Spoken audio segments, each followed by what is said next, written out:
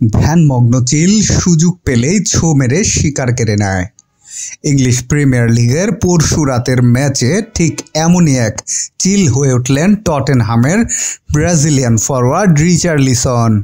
60 মিনিটে মাঠ কাঁপানো এক অ্যাক্রোবেটিক শট। বাতাসে ভেসে আসা বলটিকে শূন্যে লাফিয়ে সিজোরস্কিকে জালে পাঠান রিচার্লিসন। মুহূর্তেই হতবাক বার্নলির গোলরক্ষক। বিস্ময়ে হাত মাথায় টটেনহামের সতীর্থরাও। ধারাভাষ্যকাররা তখন চিৎকার করে বলছেন, গোল অফ দ্য সিজন। সামাজিক যোগাযোগ মাধ্যমেও ছড়িয়ে পড়েছে এই গোল। কেউ কেউ লিখেছেন, মৌসুমের সেরা গোল এটি।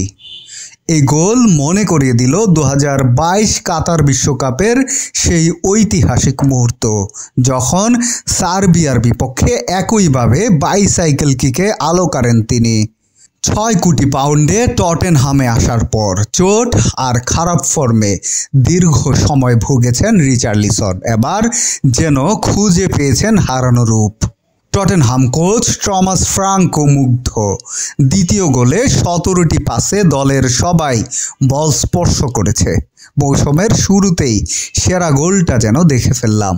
প্রিমিয়ার লিগ কিংবদন্তি অ্যালান শিয়ারারের চোখেও গোলটি ছিল কৌশলগত দিক থেকে অত্যন্ত কঠিন, কারণ গোলের উল্টো দিকে মুখ করে দাঁড়িয়েছিলেন রিচার্লিসন।